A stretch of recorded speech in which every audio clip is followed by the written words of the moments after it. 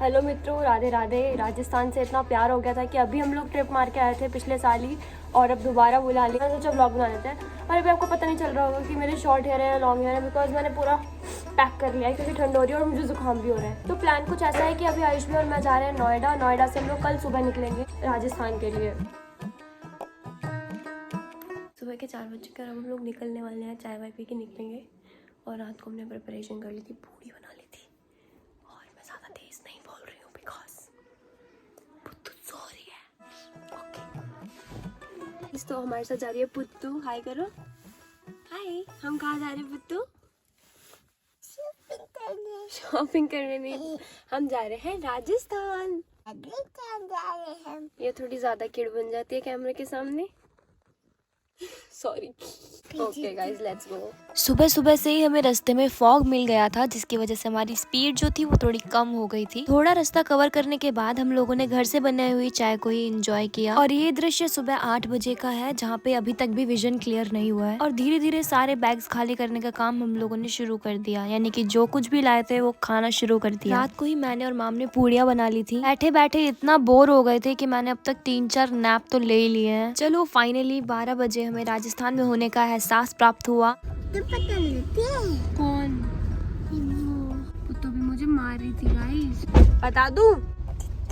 सबको बता दूं? क्यों? आप मुझे मार रहे थे अभी। थैंक यू बचाने के लिए। फिर चलते चलते रास्ते में जब दूर दूर तक कोई इंसान नहीं दिखाई दे रहा था, तो दूर एक जगह हमने एक अमरूद वाली आंटी को देखा। कैसे अमरूद दिए? दोबारा लेने पड़ रहे हैं, आधी किलो और दे दो।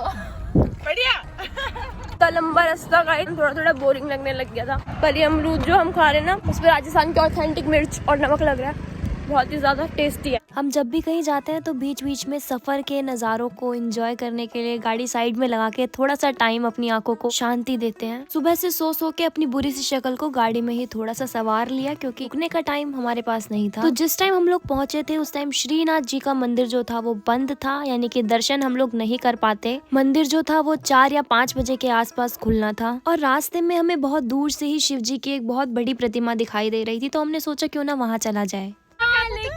क्या कर रखा है कानूना ने? है ना? क्यों उठाया था? जब बारिश हो रही। वाह पुत्तू, आपको सब पता है। हाँ बिल्कुल पता है। पुत्तू हाय। हम कहाँ पे आए हैं? हम लोग कहाँ पे आए हैं?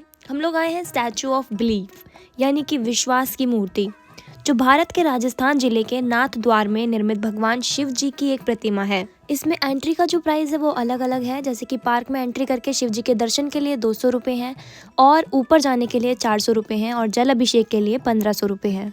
तो यहाँ पे ऊपर जाने का, शोल्डर्स तक जाने का, शिव जी के शोल्डर्स तक जाने का जो है वो 400 है, और नीचे से दर्शन करने का 200 है। हमने भी 200 वाली टिकट ली है। बाद में जाके अंदर जाके देखते हैं कि हम उसको अपडेट कराएंगे कि नहीं।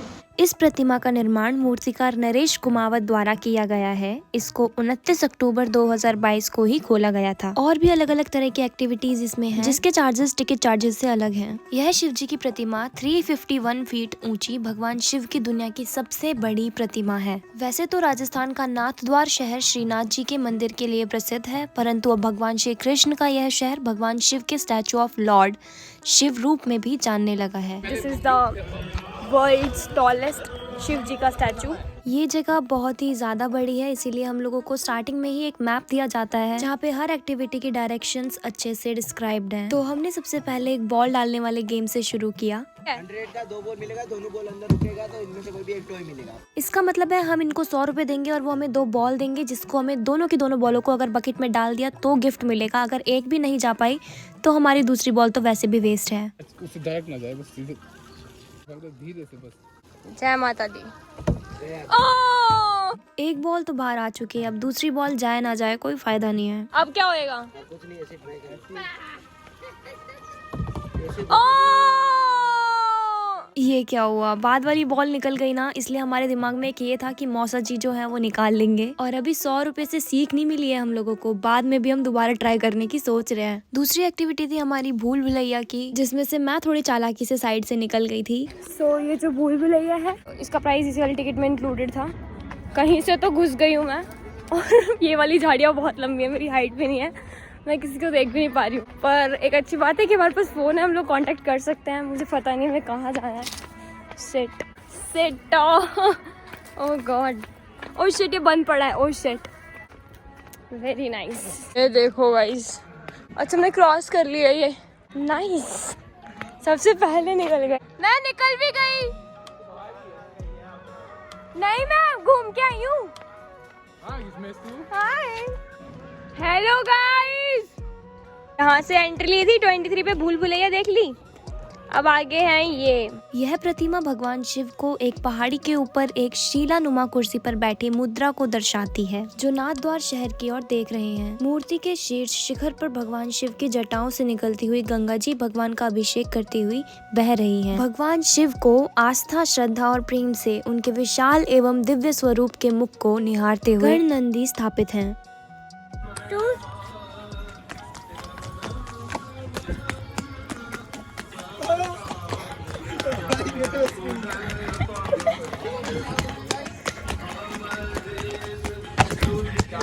बहुत सुंदर मंदिर है गाइस, वंस आपको आना ही चाहिए। यहाँ से निकलते हुए थोड़ी भूख लग रही थी, इसलिए हम लोगों ने थोड़ी भेलपूरी खाने का विचार बनाया और फिर आ गए हम लोग अपने 100 रुपए और बर्बाद करने के लिए। मौसा जी आप ही कर लो यार, आई बिलीव इन यू।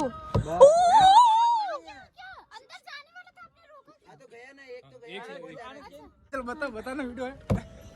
अब देखा।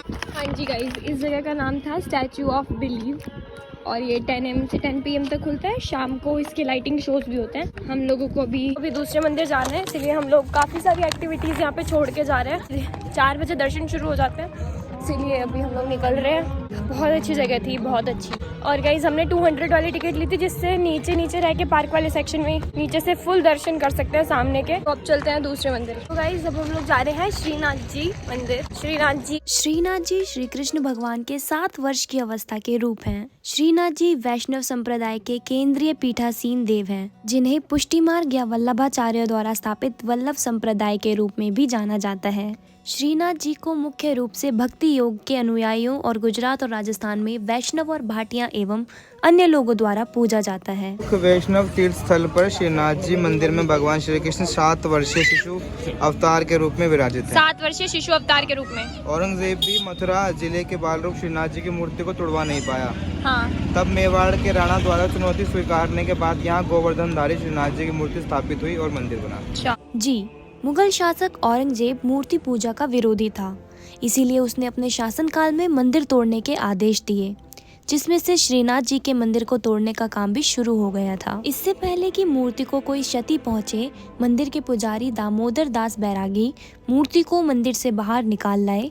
उन्होंने मूर्ति को बैलगाड़ी में रखा और कई राजाओं से आग्रह किया कि श्रीनाथ जी का मंदिर बनवाकर मूर्ति स्थापित की जाए, परंतु औरंगजेब के डर से किसी ने यह स्वीकार नहीं किया। अंत में दामोदर दास बैरागी ने मेवाड़ के राजा राणा सिंह के पास संदेश भिजवाया, क्योंकि राणा राजा सिंह पहले भी औरंगजेब को चुनौती दे चुके थे। यह बात 1660 की है, जब किशनगंज की राजकुमारी चारुमती से विवाह करने का प्रस्ताव औरंगजेब ने भेजा था और चारुमती ने साफ इनकार कर दिया था। तब रातों रात राणा राज सिंह को संदेश भिजवाया गया। राणा राज सिंह ने बिना कोई देरी किए चारुमती से किशनगढ़ में विवाह किया और इस वजह से औरंगजेब उन्हें अपना शत्रु मानने लगा। यह दूसरा मौका था जब राजा ने औरंगजेब को खुलकर चुनौती दी थी। उस समय श्रीनाथ जी की मूर्ति बैलगाड़ी में जोधपुर के पास चौपासनी गाँव में खड़ी थी। उस गांव में कई महीनों तक बैलगाड़ी में ही श्रीनाथ जी की मूर्ति की उपासना होती रही। बाद में वहां मंदिर बना दिया गया।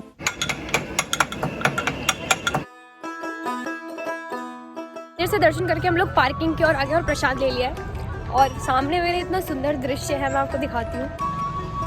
लोग जय श्री कृष्ण।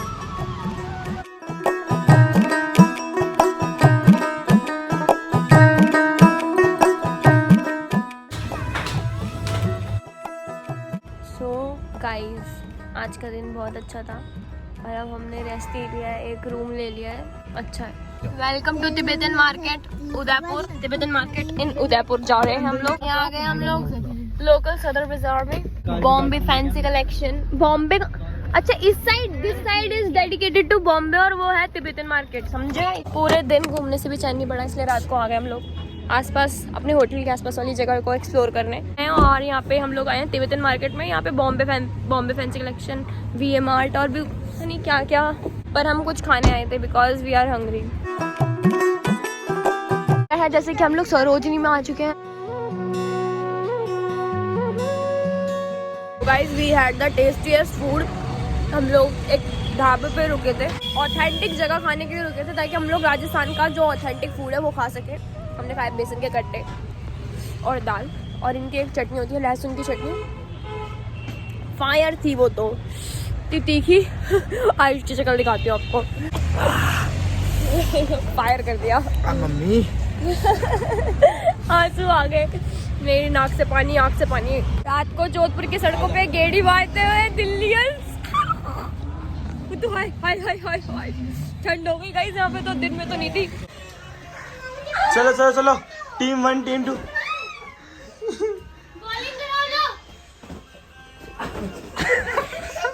तो ये था राजस्थान में हमारा पहला दिन। आगे और भी व्लॉग्स आने वाले हैं, इसीलिए लाइक कर देना इस व्लॉग को, और आगे आने वाले व्लॉग्स को भी इसी तरह प्यार देना। Bye bye.